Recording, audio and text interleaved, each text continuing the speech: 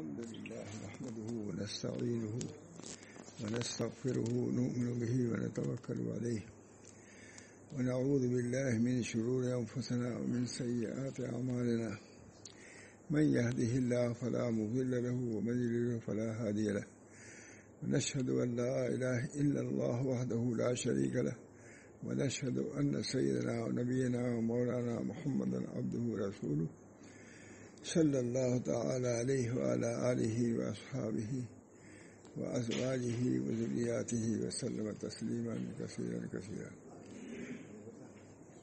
أعوذ بالله من الشيطان الرجيم. بسم الله الرحمن الرحيم. ألم نشرح لك صدرك صدق اللہ علیہ. میرے دوستوں بزرگوں، آپ حضرات کا تعلق علم سے ہے،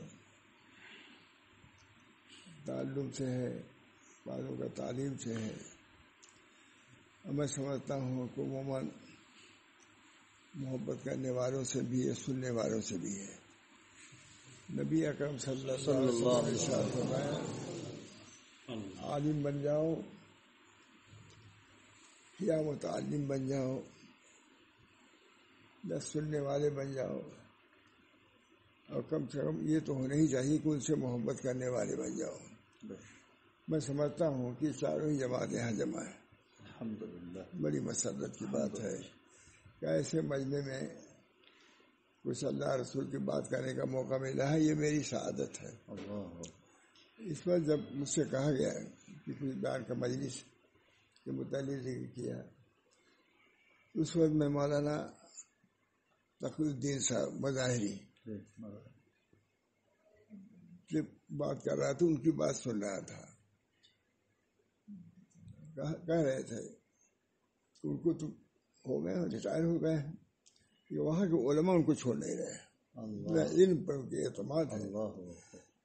بہت بڑے مناسب علمی ان کو دیے گئے ہیں. ابھی کہہ رہے ہیں. جی میں نے کہا کہ لوگ سمجھتے ہیں کہ علم سے یا علم دین سے مناسب نہیں ملتے. میں سمجھتا ہوں کہ اس سے بھی مناسب ملتے ہیں. جو دین اختیار کرے اور علم کے ساتھ ہو، الحمدللہ اب بھی ان کی قدر ہے، اب بھی قدر ہے. ہم اپنے کوتاہ نظری کی بنا پر چاہے کم سمجھیں، لیکن اللہ کے نزدیک اس کی بہت قدر ہے. اس بنا پر ہم لوگ جو اس سلسلے میں ہیں، پہلے تو اس کی قدر ہی ہم کو کرنی چاہیے اور شکر ادا کرنا چاہیے. آتا ہے روایتوں میں لا یلہمہ الا السعداء، یہ علم انہیں لوگوں کو دیا جاتا ہے جو سعید ہوتے ہیں. یہی کتنی بڑی شہادت ہے حدیث سے. اس علم میں منہمک رہنا کسی درجے میں، تعلم کے طور پر یا تعلیم کے طور پر یا کسی طریقے سے، بہت بڑی سعادت کی بات ہے. لکھا ہے علماء نے، ہمارے حضرت ماشاء اللہ تعالیٰ نقل کیا ہے کہ جو لوگ ٹاٹ دے دیتے ہیں، روشنائی دیتے ہیں، وہ بھی ان میں شمار ہو جاتا ہے. اس پر بڑی شدت سن کر رسالہ بھی لکھا ہے. اس بنا پر یہ چیزیں ہم لوگوں کو مستحضر رکھنا چاہیے کہ ہم کون ہیں. اپنی حیثیت بھی ہم کو پہچاننا چاہیے. اللہ نے ہم کو کس حیثیت کے بنایا ہے، اور اللہ کا شکر ادا کرنا چاہیے. ہمارے عمر کے لڑکے کیا کیا کر رہے ہیں، ہماری کہاں کہاں جا رہے ہیں، کیسی کیسی بے عنوانیوں میں کہتا ہوں مبتلا ہے. اللہ نے اتنا موقع آپ کو دیا کہ ہم لوگ ایک دینی ادارے میں جمع ہیں، متقیوں کے ساتھ، معلموں کے ساتھ، متعلمین کے ساتھ. یہ بہت بڑی سعادت ہے. سعادت میرے دوستوں بزرگوں اس سے بڑھ کے ہو ہی نہیں سکتی کہ اللہ تعالیٰ اپنے علم سے نوازے اور عمل کی بھی توفیق برآمد فرمائے. اس بنا پر یہ علم دین ہے. اس علم دین کی بڑی قدر کرنی چاہیے. چاہے دنیا میں کوئی کچھ کہے، مگر ہم کو یہ سمجھنا چاہیے کہ ہم جس کام میں ہیں نہایت محترم بشان کام ہے. دیوبند کا جب اجلاس ہوا تھا مولانا بہت سال کے بعد، ہم لوگ وہاں ختم ہونے کے بعد وہاں مسعود اللہ خان صاحب سے ملے. انہوں نے میرا خیال مغرب بعد سے اتنے وقت تک یا کچھ ہی کم یہی بیان کرتے رہے کہ اس سلسلے میں جو لوگ ہیں ان کو احساس کہتری میں مبتلا نہ ہونا چاہیے. بار بار کا اور کھڑے ہو کے بیان کرتے رہے ہم لوگ کہتے جو لوگ اس سلسلے میں ان کو احساس کہتری میں مبتلا نہ ہونا چاہیے. بہرحال یہ بھی ایک عقیدے کی بات ہے. خیرکم من تعلم القرآن واللہ یہ بھی ایک عقیدہ بھی ہے. عقیدہ بھی ہے کہ تم یہ سمجھو کہ جو قرآن کا علم پڑھاتے ہیں وہ بہترین لوگ ہیں. یہ عقیدے کی بات ہو گئی. ہم کو یہ بھی دیکھنا ہے کہ اس پر عقیدہ ہمارا ہے یا نہیں. میں نے علی گڑھ میں بیان کیا تھا تھے بہت. میں نے کہا خیر حکومت آپ سمجھیں یہ تو حدیث پڑھی جاتی ہے. میں دوسری طرف متوجہ کرنا چاہتا ہوں کہ خیر حکم پر پہلے غور کیجیے. رسول کہہ رہا ہے ما ينطق عن الهوى یہی ہے الا وحی یوحی. وہ کلام کرتے ہی نہیں وحی سے. معلوم ہے کہ خیر حکم بھی وحی سے ہے. پہلے اس پر ایمان لاؤ کہ خیر حکم جو حضور صلی اللہ علیہ وسلم فرما رہے ہیں اس کا کتنا ہم کو اعتماد ہونا اس پر ہونا چاہیے اور کتنی اس کی اہمیت ہونی چاہیے. اور ہمارے شما جو خیر حکم سمجھ لیے ہیں کہ خیر حکم یہ لوگ ہیں وہ وہی کے برابر نہیں ہو سکتا ہے. کچھ درجہ ہو لیکن جو نبی اکرم صلی اللہ علیہ وسلم نے جو درجہ قائم کیا ہے اس درجے کو یہ چیز نہیں پہنچ سکتی.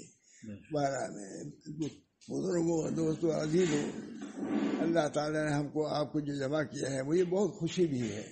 الحمدللہ میں تو کبھی ایسے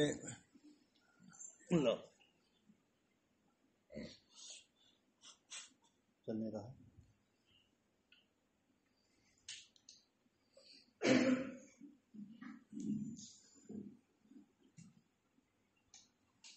چلا جی چل گیا تو سب سے پہلی چیز عقیدے کے اعتبار سے کہ اپنے حیثیت کو پہچاننا ہے. جب آپ پہچانیں گے تب اس کی قدر کریں گے. جب قدر کریں گے تو اس کے حقوق کے ادا بھی کریں گے. اس بنا پر میں نے بنیادی طور بیان کیا کہ پہلے ہمارا عقیدہ یہ ہونا چاہیے کہ اللہ تعالیٰ کے نزدیک قرآن حدیث سے بڑھ کے کوئی علم نہیں ہے.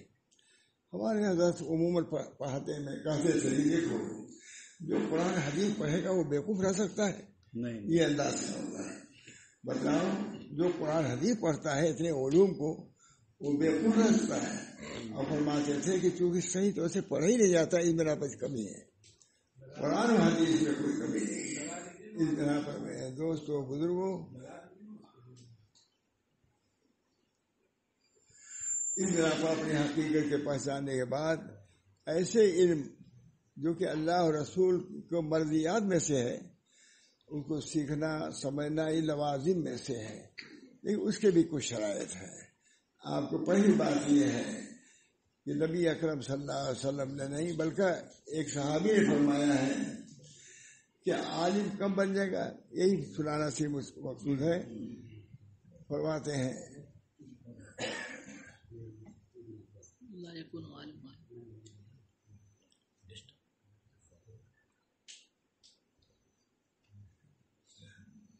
یہ صحابی قول بہت عمدہ الحمدللہ میں نے سنایا تھا.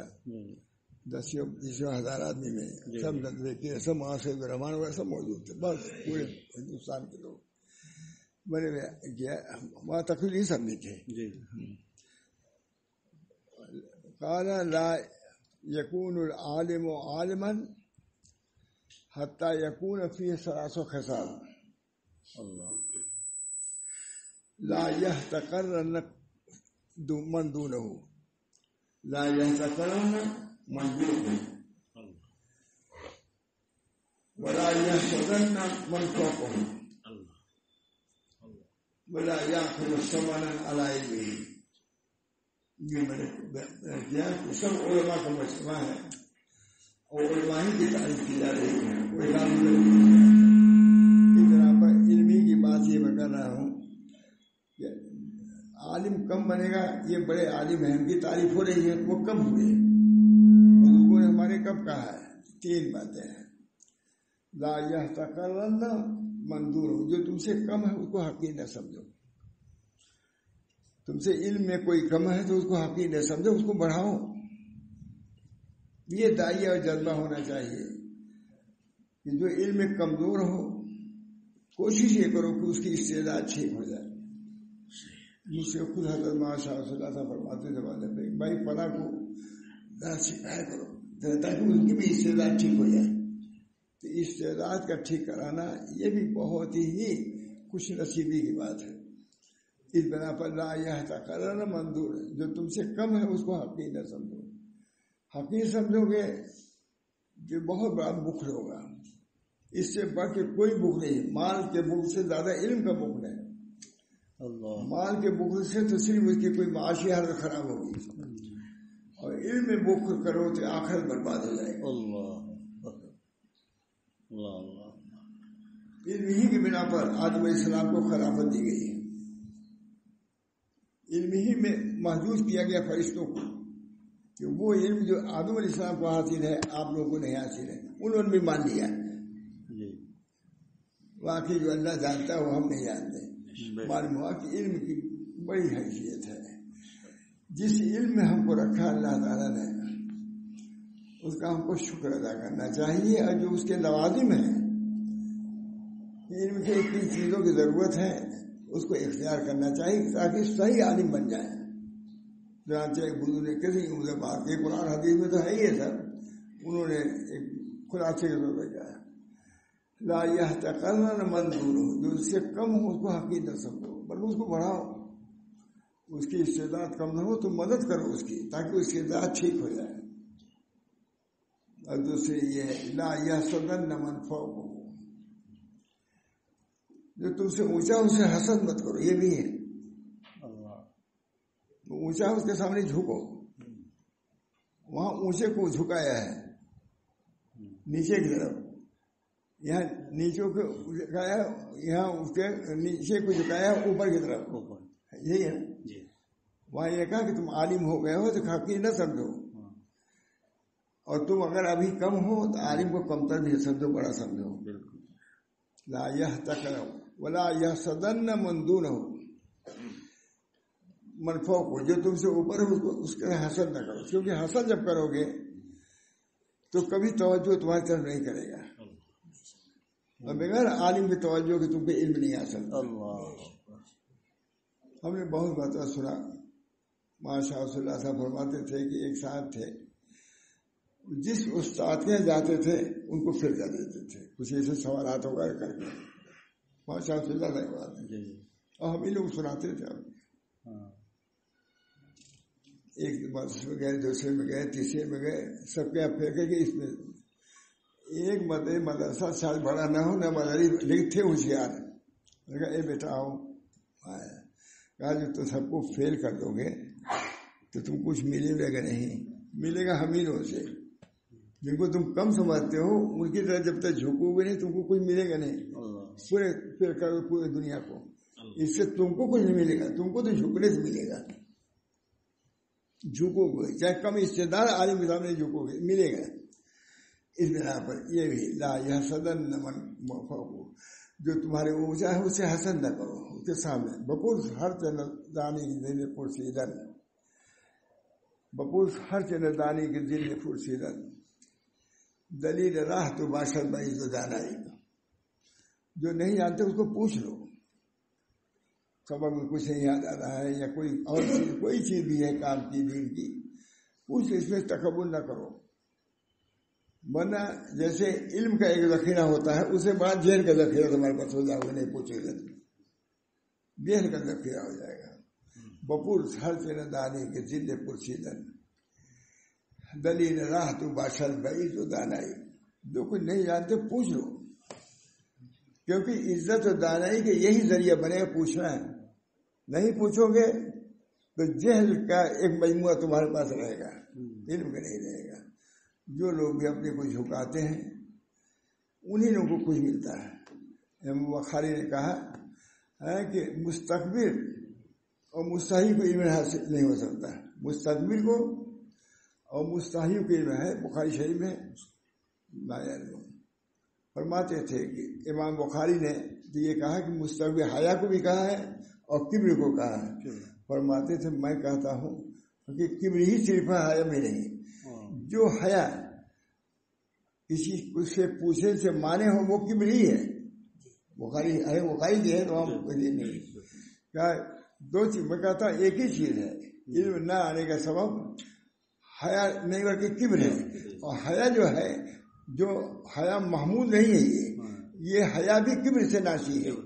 اس بنا پر پوچھو جو کچھ نہیں جانتے ہو محنت کرو، علم آئے گا انشاءاللہ العزیز، عمل بھی ہونے لگے گا، صحیح علم عمل کو ابھارتا ہے۔ لکھا ہے بعض علماء نے کہ ہم نے علم سے سیکھا دنیا کے لیے، مگر علم نے ہم کو متوجہ کیا آخرت کی طرف۔ علم صحیح علم آئے گا آخرت کی طرف متوجہ۔ اس بنا پر میرے عزیز ہو، اللہ تعالیٰ نے آپ کو موقع دیا ہے، ہم سب کو موقع دیا ہے، اس بنا پر اس کی ہم کو قدر کرنی چاہیے، اس موقع کی قدر کرنی چاہیے۔ اللہ تعالیٰ نے کیسے سے علماء تھے لیکن ہمارے یہاں آ کر کے جھکے، اللہ تعالیٰ نے کیا سے کیا ان کو بنا دیا۔ سب نے اساتذہ نے تو بہت کتابیں لکھی ہیں، اقوال سلف علماء نے لکھا ہے کیا آداب ہیں۔ 11 جلدوں میں الحمدللہ ہے، 10ویں سے 11 تو وہی ہے، نہیں آ سکی۔ علماء کے آداب، علماء کے جو اصول اور جو ان کے لیے شرائط ہے علم کے، یہ سب اس کے اندر ہے، 11 جلدوں میں ہوگا۔ بہت علماء نے پسند کیا ہے۔ اللہ تعالیٰ میرے لیے اس کو آخرت کا نجات کا ذریعہ بنا۔ آمین۔ بہرحال یہ علم کی بات ہے، اس بنا پر علم ضرور سیکھنا ہے، سیکھنے پر لگے ہیں تو اس کو سیکھیے، اپنے وقت کو ضائع نہ کیجیے۔ سب سے بڑی بات یہ ہے کہ علم کے لیے سب سے بڑی چیز کیا ہے؟ تقوی کا اختیار کرنا۔ تقوی کے ساتھ علم ہوگا۔ یعلمکم اللہ، اتقوا اللہ ویعلمکم، سورہ بقرہ میں واتقوا اللہ ویعلمکم اللہ۔ صاحب مراقی ایک ہے، ان کی تحتاوی ہے، اسی طرح کی تحتاوی کہتے ہیں وہ ڈرو، اللہ سے ڈرو تو اللہ تعالیٰ تم کو علم سکھائے گا۔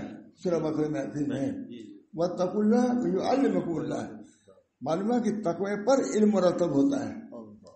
اس بنا پر تقوی کی ضرورت معلوم ہوئی۔ بہت فرماتے تھے حضرت ہمارے کہ دیکھو طالب علم کے زمانے میں اپنے کو بچا کے رکھو، تقوی رہے گا علم حاصل ہوگا۔ ہمارے یہاں رہ کر کے کوئی برائی میں نہ مبتلا ہو۔ دین کے ساتھ ساتھ معصیت یہ بہت بڑی چیز ہے۔ اللہ تعالیٰ ہم سب کو آنکھوں کی برائیوں سے، کانوں کی غیبت سے، شکایت سے، تمام سے اپنے کو بچائے گا، تبھی علم آئے گا۔ لا یکتب بعضکم بعضا، آج غیبت اور شکایت عام ہے۔ امام غزالی نے لکھا ہے الیوم الغیبت نقل الصالحین، نقل مجالس صالحین، صالحین کی مجلس کا نقل وہ ہے جو بطور تفقع کھایا جاتا ہے، تو اس وقت صالحین کی مجلس کا نقل جو ہے غیبت ہوتی ہے۔ اب بتائیے جو غیبت حرام ہے جب صالحین کی مجلس میں ہوگا تو پھر صالحین رہ جائیں گے؟ غیبت بھی کیا کبیرہ ہے۔ ابھی سے نمینہ سے غیبت سے ان چیزوں سے بچنے کی کوشش کرنا چاہیے۔ یہ نہیں کہ بوڑھے ہو جائے تب آپ نے، یہ تو شروع ہی سے بچنے کی ضرورت ہے۔ غیبت نہ کرو، غیبت سے رونق دل کی نکل جاتی ہے۔ نمیمہ نقل الکلام غیر علی وجہ افساد، فساد پھیلانے کے لیے ایک دوسرے کا کلام پہنچایا جائے، ایک کلام پہنچایا جائے دوسرے کو تاکہ فساد پیدا ہو جائے۔ نقل الکلام غیر علی وجہ افساد، فساد پیدا کرنے کے لیے نقل کرنا، یہ کہتے ہیں یہ نمیمہ ہے، اور سب لوگ جانتے ہیں نمام فاسقون، نمام فاسق ہے۔ اس جگہ پر میں نے کہا وہاں مجمع میں کہ بھائی ہم لوگوں کو ان چیزوں کی بھی ضرورت ہے۔ اس کو ماں تقویدین وغیرہ تھے، وہاں بھی تھے سب بہت نمیمہ۔ اور آیت حدیث میں نے یہی پڑھی تھی، سئل رسول اللہ صلی اللہ علیہ وسلم عن اکثر ما یدخل الجنہ وقال تقوی اللہ وحسن الخلق۔ صحابہ نے سئل رسول اللہ صلی اللہ علیہ وسلم، سوال کرنے والے صحابہ تھے، صحابہ نے سوال کیا حضور صلی اللہ علیہ وسلم سے کون سی چیز ہے کہ جس کی وجہ سے ہم جنت میں جائیں گے، وہاں کیا کمی؟ فوراً توجہ کیا، آ گئی دوا۔ یہ نہیں کہ اس کو کتاب دیکھنا ہو، یہ نسخہ کچھ نہیں، وہ تو آئے اور فوراً جواب اس کے زبان سے نکلا جواب۔ فرمائے اتقوا اللہ، کیسے سئل رسول اللہ صلی اللہ علیہ وسلم ان اکثر ما ذکر فقال بہت عمدہ تقوی اللہ بہت اللہ کا تقوی اور حسن خلق، یہ ہے جنت میں جانے والوں کے لیے کہ خاص اعمال میں یہ ہے.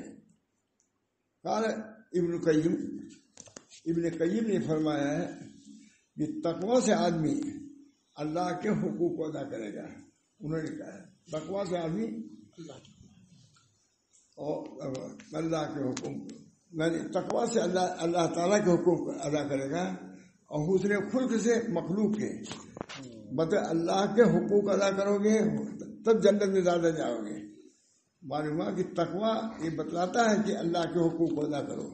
حسن خلق کا تقاضا ہے کہ مخلوق کے، اور جو اللہ کے بندوں کے حقوق ادا کرتا ہے وہ صالح ہے. لکھا شامل لکھا ہے کہ جو اللہ کے حقوق کو بھی ادا کرے اور اللہ کے بندوں کے بھی حقوق ادا کرے وہ صالح ہے اور صالح جنت میں جائیں گے. یہ رسول اللہ صلی اللہ علیہ وسلم نے اتق اللہ حیث ما کنت. دوسری حدیث ہے اتق اللہ حیث ما کنت واتبع السیئۃ الحسنۃ تمحها وخالق الناس بخلق حسن. جہاں کہیں بھی اللہ سے ڈرتے رہو، چاہے مدرسہ ہو، بازار ہو، جنگل بیابان کہیں بھی ہو، اللہ دیکھتا ہے. اللہ ہر جگہ ہے تو ڈرنا بھی ضروری ہے ہر جگہ. اتق اللہ حیث ما کنت، اللہ سے ڈرتے جہاں گئے ہو. واتبع السیئۃ الحسنۃ تمحها. اگر بڑھ بھی رہا ہے بشریت نفسانیت یا طبیعت کوئی گناہ ہو جائے تو اس کے بعد کوئی نیکی کر لو. نیکی بھی کوئی بہت بڑی نہیں، نہ اس کے لیے بہت بڑا سبحان اللہ کر لو. حضرت تھانی فرماتے ہیں کہ گناہ عشاء بعد ہو اور اس کے توبہ تہجد کے اوپر نہ چھوڑو، اسی وقت توبہ کرو. اسی وضو صلی اللہ علیہ وسلم فرماتے ہیں اتق اللہ حیث ما کنت واتبع السیئۃ الحسنۃ تمحها. برائی کے بعد کوئی نیکی کر لیا کرو، سبحان اللہ ہی کہہ لیا کرو، استغفر اللہ کرو، معاف ہو جائے گی. اس بنا پر دوستو بہت عمدہ اتق اللہ حیث ما کنت واتبع السیئۃ الحسنۃ تمحها. اور تیسری چیز دو جز ہے دین کا، ایک حقوق اللہ ہے، ایک حقوق العباد ہے. اس کو بھی ہر جگہ حضور صلی اللہ علیہ وسلم نے بیان فرمایا ہے. اتق اللہ حیث ما کنت حقوق اللہ حیث ما کنت واتبع السیئۃ الحسنۃ یہ حقوق اللہ. وخالق الناس بخلق حسن، لوگوں سے اچھا کرو وہ حقوق العباد ہو گیا. مطلب اسی اتنی چھوٹی حدیث میں پورا دین حضور صلی اللہ علیہ وسلم آ گیا. اتی تو جوامع الکلم، یہ حدیث کو میں بھارت ملک میں کہتا ہوں. حضور صلی اللہ علیہ وسلم نے اتنی بڑی حدیث نصف سطر کی ہوگی. یہ پورا دن حقوق اللہ کی طرف متوجہ کر دیا اور حقوق اتق اللہ حیث ما کنت واتبع السیئۃ الحسنۃ تمحها وخالق الناس بخلق حسن. اسی کسی کی وہ بھی حدیث ہے. سئل رسول اللہ صلی اللہ علیہ وسلم عن اکثر ما یدخل الجنت فقال تقوی اللہ وحسن الخلق. آگے ہی نہیں، جو بات حقیقت ہے چاہے کسی بات ایک ہی رہے گی. اس بنا پر نبی اکرم صلی اللہ علیہ وسلم نے تقوی کے اختیار کرنے پر زور دیا ہے. اللہ تعالی ہم سب لوگوں کو تقوی کے حاصل کرنے کی طلب اور صحیح کی توفیق منعقد فرمائے. دعا اللہم آتنا فی تقواها آمین وزکها انت خیر من زکاها انت ولیها ومولاها. کتنی عمدہ دعا. اللہ آپ نے تقوی کو مرتب کیا، جنت کو فلاح کو مرتب کیا. قد افلح من زکاها، یاد کر وہی ہے قد افلح من زکاها. فلاح ہے اسے جس نے نفس کا تزکیہ کیا. یہ اللہ جب آپ نے تقوی پر جنت کے داخلے کو منحصر کیا ہے تو ہم تو ضعیف ہیں. اگر ہم صاحب نفس ہیں تو آپ رب النفس ہیں. آپ کی ذمہ داری بھی کہ ہم کو متقی بنا دیجیے. حضرت ہے آتے نفس تقوی. اب دیکھیے اس میں کتنی لجاجت ہے. یہ اللہ آپ نے کہا فلاح کم ملیں گی جب تقوی اختیار کرو گے. ہم کمزور ہیں، ہم ضعیف ہیں، ہم تقوی پہ اختیار نہیں کر سکتے. اس بنا پر آتے نفس تقوی، ہمارے نفس کو آپ ہی تقوی دیجیے. ہم کمزور ہیں. تقویٰ ہم کیا کیا کر سکتے ہیں؟ اس میں بھی عبدیت ہے. ہاں حضور کی پوری تعلیمات میں کیا عبدیت ہے، اس میں بھی عبدیت ہے. یہ اللہ آئینہ دیکھو کیا پڑھو، اللہم احسنت خلقی فاحسن خلقی، یہ بھی عبدیت ہے. اللہ ہمارے چہرے کو آپ نے اچھا بنایا تو ہمارے باطن کو بھی اچھا بنا دیے. اسی طرح یہاں بھی ہے میرے دوستو، نبی اکرم صلی اللہ علیہ وسلم جو عبدیت ہے، ہم کچھ نہیں کر سکتے. اللہ آت نفس، ہمارے نفس آپ نے تقویٰ اختیار کرنے پر فلاح کو مرتب کیا ہے، تو ہم تقوی ہی نہیں اختیار کر سکتے. تو پھر آپ ہی ہم کو تقویٰ دیجیے تاکہ فلاح ہم کو مل جائے. اللہ آت نفس تقویٰ وزکھا انت خیر من زکھاہا، ہمارے نفس کا تزکیہ بھی کریے کیونکہ تزکیہ کرنے والے آپ ہی بہتر ہیں. اس سے عبدیت کا ہوا کہ اپنے اصلاح کے معاملے میں بھی اپنے پر بھروسہ نہ کرو بلکہ اللہ کے سپرد کرو. جب اللہ کو سپرد کرو گے اپنے کو، اللہ تمہاری رہبری کرے گا، بلکہ اللہ تعالیٰ ذمہ داری لے لے گا. یہ میرا بندہ ایسا ہے کہ اپنے کو کچھ نہیں سمجھتا. اے اللہ ہم تقویٰ بھی نہیں اختیار کر سکتے لیکن مانگتے آپ سے ہیں. اب یہ نہیں کہ تقویٰ اختیار نہ کریں تو تقویٰ اعمال کرنا شروع کر، تقویٰ کے خلاف عمل کرنا شروع کر دیں. تقویٰ نہیں ہے تو اللہ سے تقویٰ بنو. اللہم اصلح فی ذریتی انی تبت الیک وانی من المسلمین. یہ ہے کیا، یہ بھی کیا سپرد کی ہے. اللہم اصلح لی فی ذریتی، یہ اللہ ہم اپنی اصلاح جب نہیں کر پاتے تو ہم اپنی ذریت کی کیا اصلاح کریں گے. اس وجہ سے اس کو بھی سپرد کرو. اللہم اصلح لی فی ذریتی انی تبت الیک وانی من المسلمین. ہم نے اپنی ذریت کو بھی سپرد کیا آپ کو. ہم نے اپنی اصلاح نہیں کر سکتے تو ہم ذریت کیا کریں گے، اس کو بھی آپ کے سپرد کرتے ہیں. دوستو یہ حضور صلی اللہ علیہ وسلم کی غایت عبدیت ہے. پوری تعلیم عبدیت سے بھری ہوئی ہے. دعاؤں پہ دیکھیے، اس قسم کے حدیثوں میں دیکھیے. ایک سال میں گیا تھا، کہا کہ بھائی مولانا آپ لوگ اپنے کو نقش بندی کہتے ہیں، ماں محمد آدھے، لیکن کہیں نہ توجہ کا ذکر آتا ہے نہ تصرف کا ذکر آتا ہے. کیسے آپ نے نقش بندی ہے؟ لے گئے یہ محبوب ہمارے ساتھ، ان کو کہا ان کو بھی نہ لیجیے، ہم تنہائی بات کریں گے آپ سے. بہت بڑے پیر معذور فقار صاحب کے پیر بھائی وہ مجھ سے لے گئے. انہوں نے کہا کہ ہم کو اشارہ ہے کہ آپ نقش بندی، نہ آپ کے پیر کے کلام میں کہیں نقش بندی ہوتی ہے، نہ ماں محمد صاحب جو نقش بندی ہے ان کے کلام میں بھی نہیں. آپ بھی کبھی نقش بندی پر توجہ پر اس پر نہیں کہا، تصرف پر. میں نے کہا دیکھو بھائی سب کچھ تھا، وہاں بھی تھا، لیکن انداز الگ الگ ہے. توجہ ہمارے بزرگوں کی ایسی توجہ تھی کہ جو ان کی مرضی بیٹھ جاتا ہے اٹھا نہیں جاتا. توجہ کرنے کی ضرورت نہیں ہے، خود ان کی توجہ تقسیم ہوتی تھی ہر وقت. استفادہ ہوتا تھا، استفادہ نہیں بلکہ فیلڈ بنا ہے تو کرے افادہ. ایسی توجہ. میں نے کہا ایک آدمی بہار سے آیا، حضرت میں بیٹھ گئے، اٹھتے ہی نہیں تھا. ہم نے کہا بھائی اٹھو بھائی، تم اٹھو، مانا کہ اتنی دیر سے بیٹھے ہو. کہا واہ ہمیں اتنا روپیہ لگا کے آئے ہیں اٹھنے کے لیے، ہم بیٹھیں گے نہیں. کیوں؟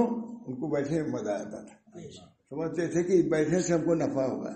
جبکہ حضرت محمد احمد صاحب کی اسی بیماری تھی کہ کبھی کہتے بیچ میں ڈگ مارا ہے، کرنٹ لگ رہا ہے، اتنی تکلیف رہتی تھی. میں ایسے آنے کے بعد کوئی بیٹھتا ہے لیکن حضرت سے کوئی اٹھنا نہیں چاہتا تھا. معلوم ہے کہ ایسی توجہ تھی آپ کی کہ مجال نہیں کہ کوئی اٹھ کے چلے جائے. توجہ اور تصرف بھی ایسے. میں دوستوں بہت پسند کیا، کہاں مجھے سمجھ میں آ گئے نقش بندی. میں نے کہا ہمارے مشائخ ظاہری توجہ کے بھی متعلق توجہ کرے تک ان کی توجہ ایسی رہتی ہی تھی ہے کہ جس کی بنا پر آدمی مسرور اور مخمور ہو جاتا تھا. بہرحال بہت خوش ہوئے. یہ میں کہہ رہا ہوں کہ یہ چیزیں بھی راستہ آنی چاہیے. ہم لوگ کا ظاہری علم ہے، ظاہری عمل بھی ہونا چاہیے، اور باطن بھی تو ہے. وہ ضرور ظاہر اسم و باطن ہے. ظاہری اس میں چھوڑو اور باطن اسم کو.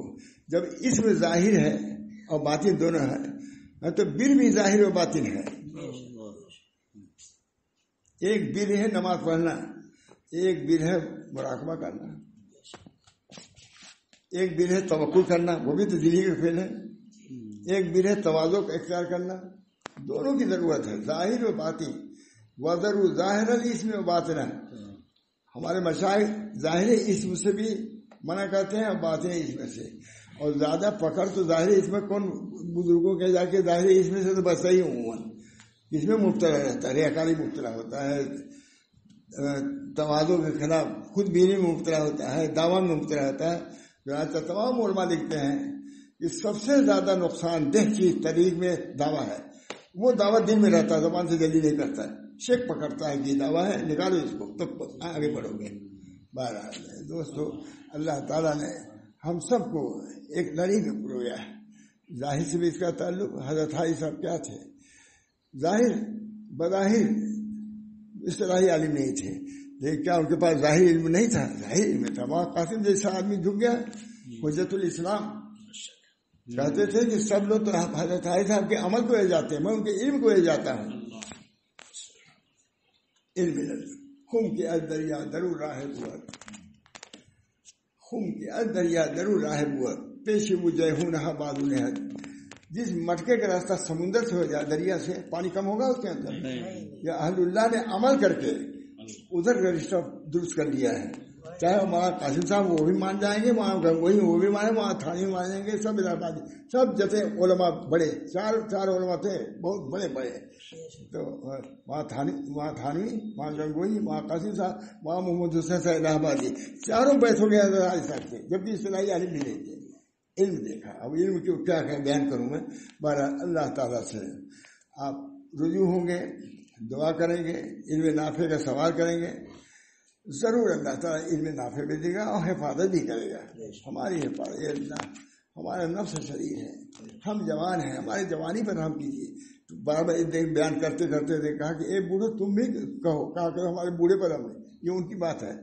جوانوں سے کہتے تھے کہو کہ اللہ ہماری جوانی پر رحم کیجیے, ہماری اصلاح فرما دیجیے. پھر رہتے رہتے بوڑھے کو سمجھے کہ خالی جوانوں کے لیے. کہا کہ اچھا, میں کہتا اے بوڑھو تم بھی کہو کہ اللہ رحم کیجیے, ہم سے عمل نہیں ہو پاتا, ہماری مغفرت کیجیے. بس یہ ہے ان کی خاص بات ہے. بہت ہے. اللہ تعالیٰ ہم سب لوگوں کو ان باتوں کے معارف مسلم میں چھپتی ہے, چار دن چھپ چکی ہے. مولانا محمد قاسم صاحب, مولانا محمد قاسم بنارسی, وہ تو وہی سناتے ہی ہیں. حضرت نے جو لکھا ہم چھپایا ہے, پھر ہم نے تصحیح کیا ہے, توضیح اور تصحیح اوپر لکھ دیا ہے. تو بہت پسند ہے, جی چاہے تو اس کو پڑھا انشاءاللہ ضرور, کیونکہ حضرت کی تعلیمات ہیں اور ایک مجدد وقت کے نائب بھی ہیں. مجدد وقت نہیں کر رہا ہوں, ان کے نائب تو تھے. اس بنا پر اللہ تعالیٰ ہم سب لوگوں کو, میں نے خود سنا مولانا اسپتال میں, مولانا واضح صاحب نے, مولانا رابع صاحب سب موجود تھے, کہ اس زمانے میں اندازہ یہ ہوتا ہے, اسپتال میں تھے بہت لوگ تھے, ان سے بڑے کون تھے, وہاں واضح صاحب. وہاں واضح صاحب نے کہا کہ اس زمانے میں معلوم ہوتا ہے کہ بغیر مولانا شاہ ولی اللہ صاحب کے مرفوظات کی دیکھ پوری اصلاح نہیں ہو سکتی. اس بنا پر نفوس کی اصلاح, نفوس کی گرفت, نفوس کے معائب کو, ان کی کمیوں کو وعدہ کرنے ہی سے ہوگا. وعدے کرنا کون سا, جو سیکھے گا وہ تو وعدے کرے گا. بہرحال اللہ تعالیٰ جو طالب علم ہے ان کے لیے بھی کچھ بیان ہو گیا, اور جو سالکین ہیں, جو لوگ اللہ کے راستے میں لگے ہوئے ہیں, بڑے ہیں, اللہ ہم سب کو طریق کے مسائل سے بھی واقفیت اور طریق کے آداب سے بھی واقفیت عطا فرمائے, اور صحیح طریقے سے ہم علم بھی حاصل کریں, عمل کے تقاضوں کو, علم کے تقاضوں کو عمل بھی کریں. یہ طریق بھی جائے ہیں جو ہمارے بزرگان دین کا طریق تھا, ان طریق کو لیں گے انشاءاللہ العزیز. اللہ سے نسبت بھی قائم ہوگی, محبت بھی قائم ہوگی. یہ دونوں بہت ضروری چیز ہے. نسبت میں اللہ, نسبت صوفیہ غنیمت ہے. اس کو صوفیہ کی نسبت بہت غنیمت ہے, بہت غنیمت. حضرت علامہ کو سب سے پہلے جو حضرت کے شاگرد رجوع کیا تھا, سب سے پہلے یہ نقل کر کے بھیجا علامہ ابراہیم. نسبت صوفیہ غنیمت ہے. اس کو بنا صوفیہ کی نسبت حاصل کرنے بہت غنیمت ہے. اپنے شیخ استاد کو لکھا, شاگرد نے لکھا, کوئی ضرورت ہے تب تو لکھا. بہرحال یہ سبھی کی ضرورت ہے. شاہ ولی اللہ صاحب فرماتے ہیں, مجھے تعجب ہے لوگوں کے دلوں میں اللہ کی محبت معرفت نہیں کیسے زندہ ہے. اللہ ہم سب کو توفیق دے، اور بچپن ہی سے، اور نہیں تو جوانی سے تو توجہ انشاءاللہ العزیز اس دولت سے اللہ محروم نہیں کرے گا۔ اب جائیں تو اللہ کی محبت لے کے جائیں، نسبت لے کے جائیں، دوسرے تو کچھ لے کے جائیں، ہم کو اپنے سے تعلق ہے۔ اللہ تعالی ہم سب لوگوں کو ان باتوں پر عمل کی توفیق دے۔ اللہ تعالیٰ مجھے بھی، میرے بچوں کو بھی، شاگردوں مریدین کو بھی اصل طریق کو سمجھنے کی بھی توفیق دے، کیا ہے اصل طریق، اور اس پر عمل کی بھی توفیق دے۔ وآخر دعوانا ان الحمد للہ رب العالمین۔